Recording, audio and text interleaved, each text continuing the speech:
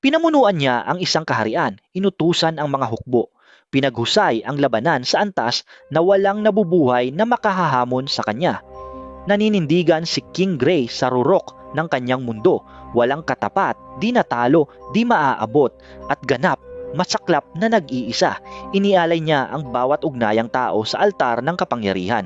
Ang babaeng nag-alaga sa kanya, pinatay at sinunog niya ang bawat hadlang sa pagitan niya at ng trono para ipaghiganti ito. Pero hindi pinupuno ng paghihiganti ang puwang kung saan dating naroon ang pagmamahal. Sa oras na umupo si Gray sa kanyang trono, wala nang natitira sa loob niya na karapat-dapat pamunuan. Isa siyang sandatang lumagpas sa kanyang digmaan. Tapos pinaslang siya at sa halip na kawalan, nagmulat siya bilang sanggol. Sumisigaw, walang magawa at di maipaliwanag na buhay sa mundo ng mahika, halimaw at posibilidad na di iniaalok ng kanyang unang buhay. Ito ang The Beginning After the End. May 226 na kabanata ng manhwa, kumpletong nobela na 529 na kabanata. Anime na ang ikalawang season ay magpapalabas ng Abril 2026 at lampas 60 milyong nabasa sa tapas. At karapat-dapat sa bawat isa nito. Maligayang pagbabalik sa Manhwa Recap Vault.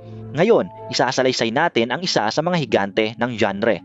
Kwentong nagsisimula bilang reincarnation power fantasy at umuunlad sa isang bagay na mas ambisyoso. Digmaan, mga Diyos, politika sa pagitan ng mga dimensyon at protagonistang ang pinakamalaking laban ay hindi laban sa mga kaaway kundi laban sa hungkag, dispatsadong taong dating siya. Isinulat ni Turtle Me, iginuhit ni Fuyuki 23. Ito ang kwento ng Arthur Lewin.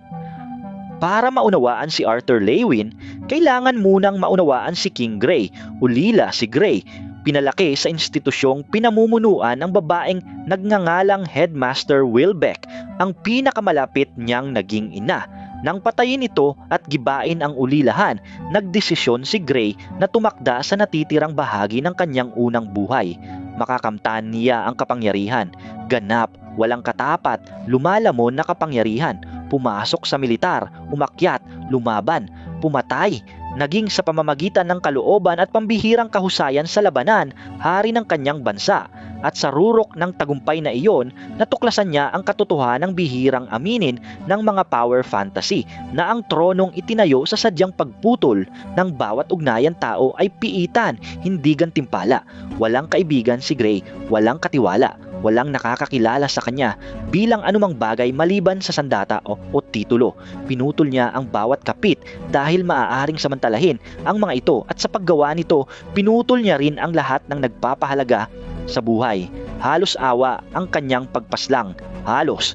Sa halip na kamatayan, muling isinilang si Gray, hindi bilang mandirigma sa isa pang mundo ng labanan at pananakop bilang sanggol. Maliit, walang magawa, ganap na umaasa sa dalawang estrangherong ang mukha ay nalalabuan sa itaas habang sumisigaw siya patungo sa bagong eksistensya. Ang mga estrangherong iyon ay sina Reynolds at Alice Lewin, dating mga adventurer. Malalim ang pagmamahalan, lubos na nasisiyahan sa pagsilang ng kanilang anak. At si Gray nakalaylay sa bisig ni Alice kasama ang buong kamalayan at alaala ng 38 taong gulang na hari. Nakaranas ng isang bagay na di niya naramdaman sa mga dekada. May yumayakap sa kanya, may masayang siya'y umiiral, hindi dahil sa kaya niyang gawin, dahil sa kung sino siya, na itatag ang emosyonal na pundasyon ng The Beginning After the End sa unang mga kabanata at nakapanlulumong epektibo ito.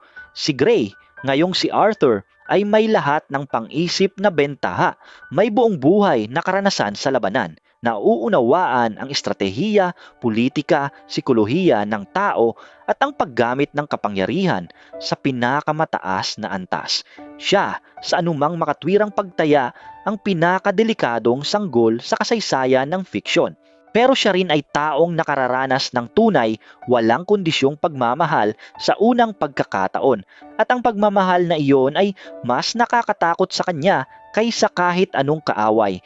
Dahil alam ni Gray mula sa personal, malupit na karanasan kung ano ang nangyayari pag pinayagan mong pahalagahan ang mga tao.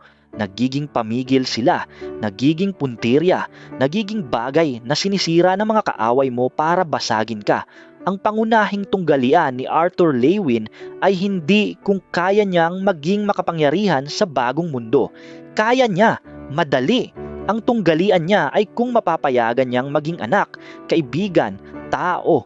Sa kabila ng pag-alam na ang bawat ugnayang itatayo niya ay kahinaang ginugol niya ang buong unang buhay para tanggalin. Ang mundong sinilangan ni Arthur ay malawak, masalimuot at maingat na binuo. Dikaten, kontinenteng pinagsasama-samahan ng mga tao, elf at dwarf sa balisa pero gumaganang alyansa. 3 kaharian, bawat isa'y pinangungunahan ng isa sa mga nakabababang lahi. Sapin, ang kaharian ng tao, Elenwar, ang kaharian ng elf, nakatago sa sinaunang Forest of Elshire. Darv, ang kaharian ng dwarf, inukit sa katimugang bundok. Bawat kaharian ay may sariling royal family, tradisyon sa militar, espesyalidad sa mahika, at sa ibabaw nila lahat, literal na sa ibabaw nila sa makalangit na lupain ng Ephiopus sang Asuras.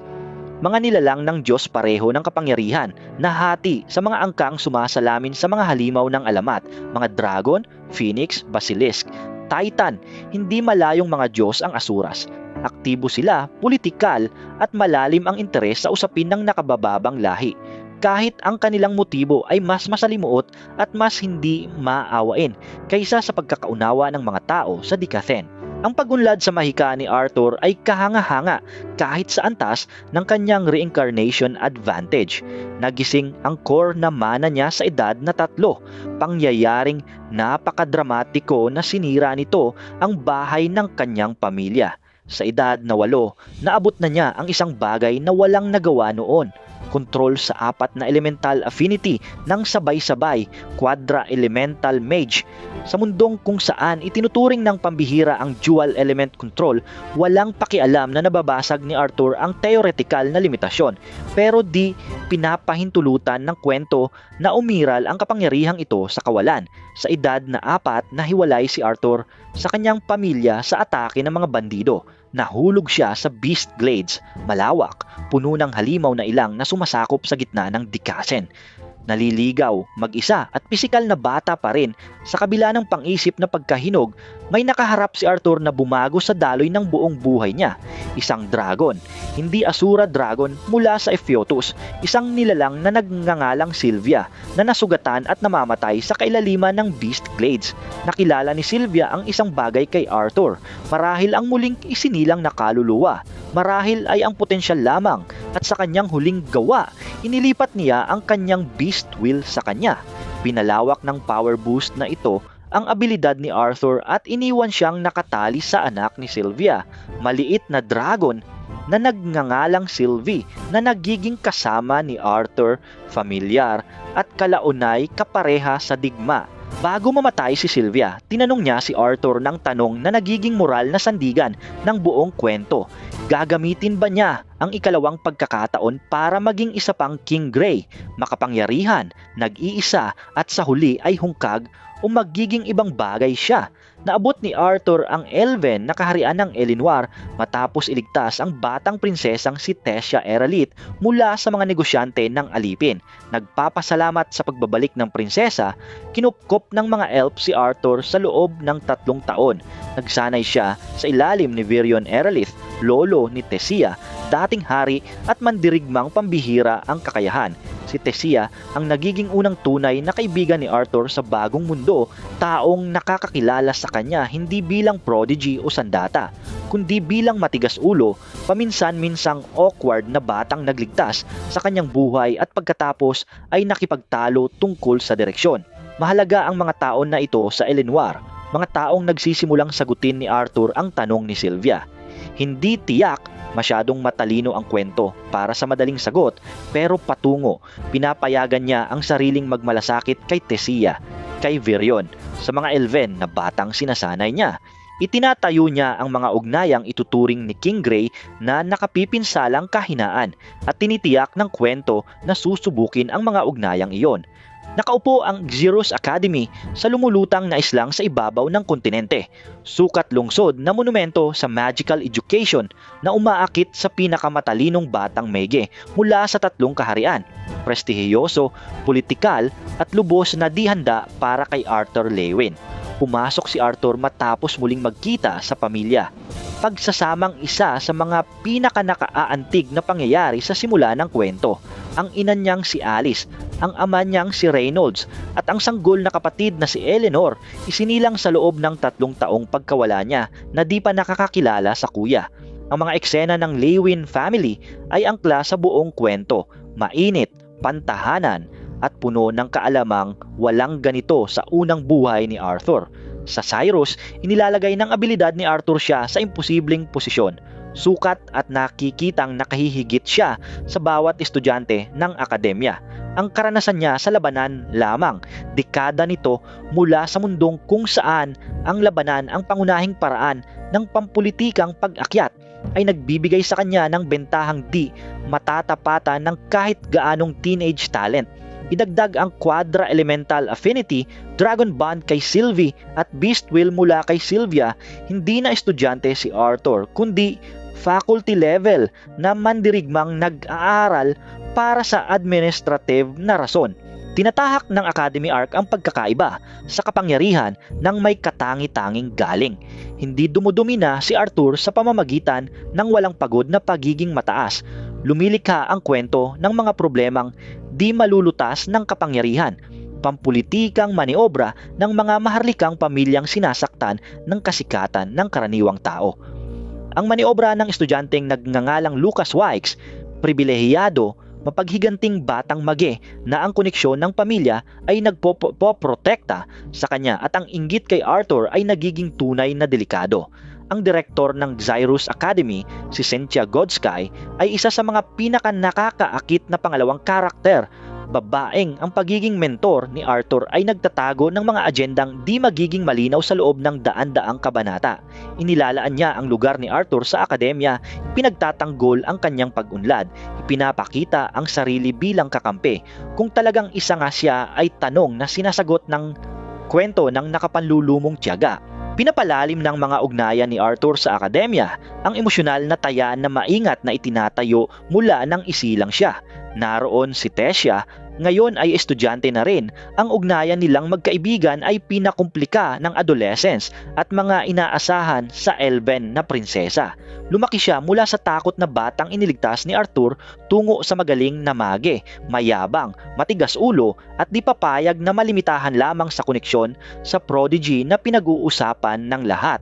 Sagad sa tensyon, ang dinamika nila ng dalawang taong malalim, ang pagmamalasakit sa isa't isa pero tumatahak sa pagmamalasakit na iyon sa minahan ng royal obligation, pagkakaiba sa kapangyarihan at fundamental na ayaw ni Arthur na hayaan ang kahit sino na lumapit ng sapat para masaktan. Ang magkapatid na Glader, si Curtis at si Cathilne, anak ng human royal family, nagiging kakampi at kaibigan. Si Sylvie, mabilis na lumalaki at nakaakit ng atensyong nasa pagitan ng paghanga at takot, ay pinapakumplika ang pagsisikap ni Arthur para sa anumang kapareho ng normal na karanasan sa akademya.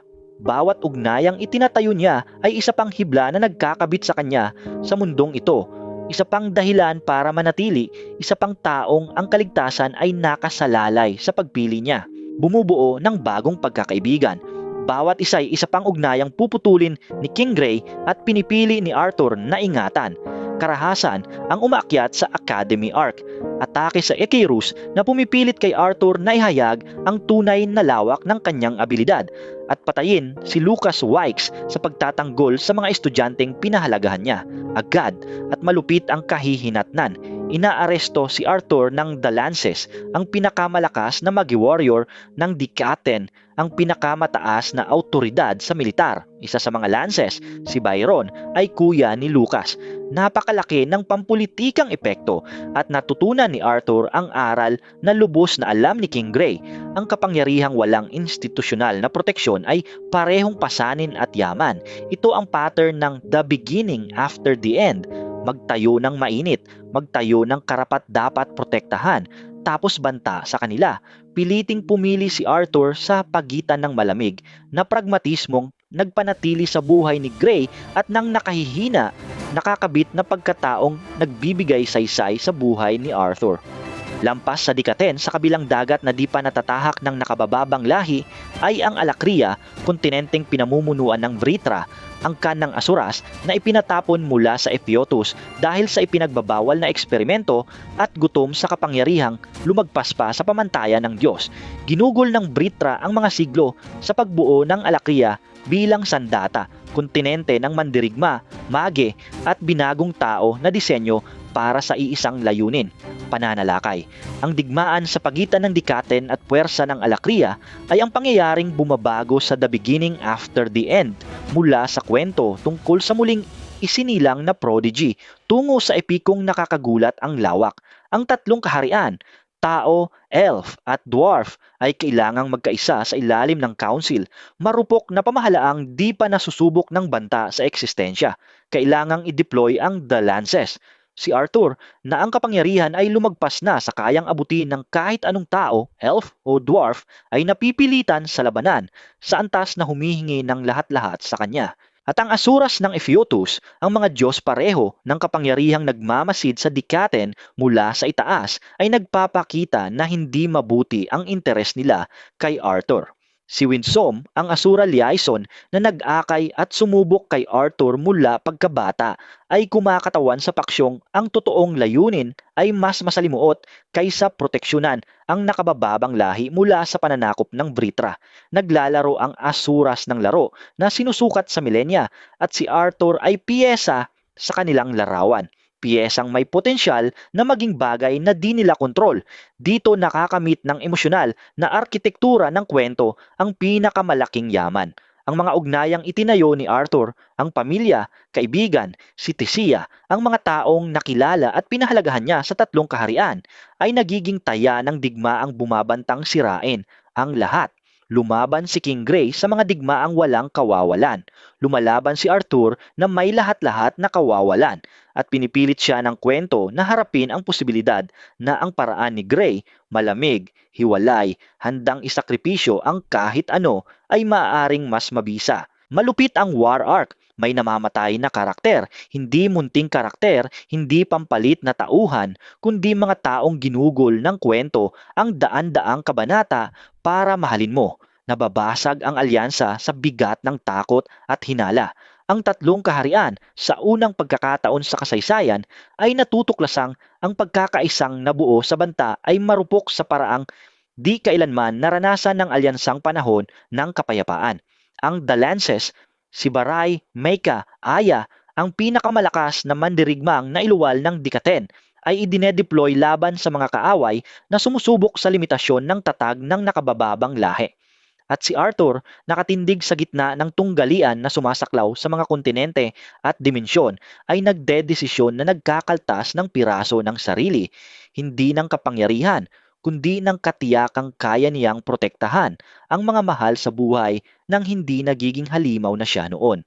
Ang multo ni King Gray ay sumusumpa sa bawat taktikal na kalkulasyon, sa bawat sandali, kung saan ang mabisang pagpili at makataong pagpili ay magkalayo. Ang nobela tinapos sa 529 na kabanata noong Agosto 2020 PB ay dinadala ang tunggalian sa pangwakas na konklusyon, interdimensional na digmaan, mga pagsisiwalat tungkol sa likas ng muling pagsilang ni Arthur at huling pagharap sa pinuno ng Vritra, si Agrona, na sumusubok sa lahat ng itinayo ni Arthur sa magkabila niyang buhay.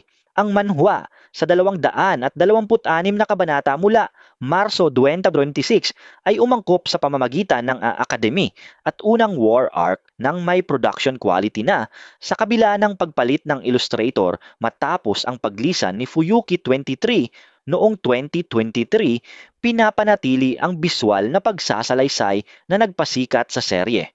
Punong-puno ang reincarnation genre. Ang sobrang lakas na protagonistang may past life advantage ang baseline, hindi ang pagbubukod. Ang naghihiwalay sa The Beginning After the End mula sa karamihan ng karibal ay iisang walang awang isinakatuparang teses, walang kabuluhan ang kapangyarihang walang ugnayan. Pinatunayan ito ni King Gray na abot niya ang lahat, wala siyang anuman. Si Arthur Lewin ang eksperimento sa pagwawasto, parehong kaluluwa, parehong abilidad, parehong estratehikong isipan. Inilapat sa tanong kung kaya mong maging pinakamalakas na tao sa mundo at maging mabuting anak pa rin, mabuting kaibigan, taong karapat-dapat kilalanin, hindi lamang katakutan. Isinulat ni Turtelme ang kwentong ito sa loob ng dekada mula sa unang kabanata sa Royal Road noong 2015 hanggang sa konklusyon nito sa Patreon noong 2025. Ang world building ng Decaten, Alakraya at Epheotus ay isa sa pinakakomprehensibo sa web fiction. Ang power system, mana core, elemental, affinity, augmenting, contra conjuring at asura level Aether na kalaunay ginagamit ni Arthur ay internally consistent at may layuning naratibo. Bawat pag-akyat sa kapangyarihan ay may kaakibat na pag-akyat sa kabayaran. Ang anime adaptation ng Studio A-Cat ay nagpalabas noong Abril 2025 ng 12 episode na unang season sa Pulse Ultra Block ng Fuji TV na stream sa Crunchyroll. Sa kabila ng halong pagtanggap, 40,000 fan ang pumirma ng petisyong humihingi ng remake. Kumpirmado ang ikalawang season para sa Abril 1, 2026, may bagong trailer at pinalawak na cast. Patuloy na lumalago ang franchise sa bawat medium na natatamaan nito. Pero ang puso nito ay nananatili sa nobela at manhwa. Si Arthur Lewin na nakaupo kasama ng pamilya, kumakain ng pagkaing di niya kailangang kitain sa karahasan. Si Sylvie nakatuklap sa balikat. Ang kaalamang maaaring magdala ng digmaan, ang bukas at ang init ng sandaling ito ay hindi kahinaan. Ito ang buong dahilan para lumaban. Ito ang the beginning after the end. Hindi kapangyarihan, hindi paghahari, hindi ang malamig, mabisang makinarya ng haring nakalimot kung bakit umiiral ang kaharian. Ugnayan, ang simple, nakakatakot, di mapapalitang gawa ng pagpapahintulot sa isang taong mahalagang ka at pakikipaglaban para mapanatili silang ligtas. Magagamit ang The Beginning After the End sa tapas, 226 na kabanata ng manhwa at kumpletong nobela. Inilalabas ng Yen Press ang mga pisikal na volume na may 10 collected edition mula sa simula ng 2026. Ang ikalawang season ng anime ay darating sa Crunchyroll sa Abril 1, 2026. Kung hindi mo pa nababasa ang kwentong ito, nawawalan ka ng isa sa nagbibigay kahulugang akda ng reincarnation genre. Hindi dahil si Arthur ang pinakamalakas na protagonista, kahit kakilakilabot siya, dahil siya ang isa sa pinakatao. Lalaking nabigyan ng ikalawang pagkakataon at ginugol ito sa pag-aaral kung paano magmalasakit sa mga tao, sa genre na karaniwang ginagantimpalaan ang pagmamalasakit sa wala. Kung tumagus ang recap na ito, mag-subscribe. Sinasaklaw ng Manhwa Recap Vault ang pinaka nakakaakit na kwento sa genre kada linggo. Magkita-kita ulit sa susunod. Salamat sa panunood.